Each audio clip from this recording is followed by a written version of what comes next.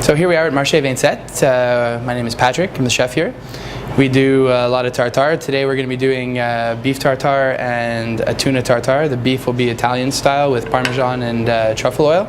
And we'll be doing the Tuna Thai, which is coriander, lime, and Thai basil. The first thing with tartare is you want to make sure you have a very, very sharp knife so you can cut it small. So this is cutting the beef. I like to start by cutting it lengthwise underneath like this. The smaller your slices are, the easier it'll be to get it small. Be very careful if doing this. Cut yourself really easily. After you have your slices all done up, then cut your tartare into strips. As small as you can, of course. You don't want to be hacking away at the meat after you've already cut it because you'll bruise it and it won't be as nice looking.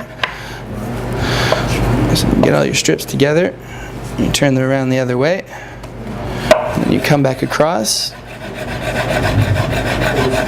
Now this portion here is 100 grams. It's pretty good for one person. You can call it almost a full course. If you want to do an appetizer with it, go a little smaller, do it in half or something like that. Get all your beef together. I like to mix them in bowls, it makes it a lot easier. Seasoning, it's about a pinch for each, salt and pepper. Get your white truffle oil, not too much because it's very strong. And a little bit of olive oil just to make it a little bit less harsh. After that, you add about 2 teaspoons of parmesan. Any will do, I prefer Reggiano. Add some chives, cut up as small as you can as well, just like the meat. Diced red onions. And then what you want to do, get everything blended as much as you can. If you notice that it's a little dry and not glistening, you can always add a little bit of extra olive oil to put it all together. So once it's well blended, I like to form it into a little canal in the bowl, just because it looks pretty.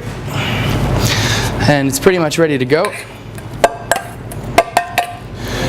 Get it on your plate. I like to serve the beef tartare with croutons. You can serve it with chips, kettle chips, anything you like, whatever you like. Also with the beef, gherkins go really well sometimes. Just a little side, they look pretty. And then to finish it off, just a little bit more parmesan on top, and you're done.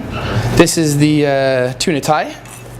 The tuna, you don't have to cut it up as much as the beef because you have nice, beautiful chunks of tuna. What we're using here is sushi grade tuna. At the market, you have to ask for sushi tuna number 1. And that's when you get the nicest, pinkest, most beautiful tuna you can find. It's a little expensive, but in the end it's actually worth it. Get it all in your bowl.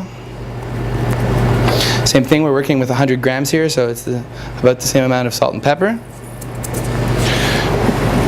Give your lime a good squeeze. You don't want to do this one in advance, as the lime juice will cook the actual meat, so you want to be very careful with that. Do it at the last minute. Add your fresh cilantro, some fresh Thai basil, and once again the diced red onion. And then we've got some lemongrass oil here. It's a simple infusion. You smash up some lemongrass, put it in some olive oil, and put it on very low temperature on your oven for a while. And just let it sit, refrigerate it afterwards, and you're ready to go. So here you can see the lime juice has already started to react with the tuna and it's changed the color a little bit, but not too much. There's just a white film on top.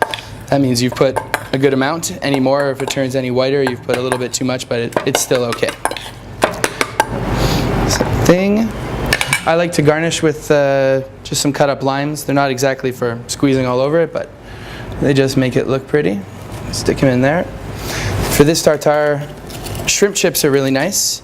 You You can find these in most Asian markets, and you just crisp them in a pan in a little bit of oil. They're beautiful, gluten-free. And there you go, tuna Thai.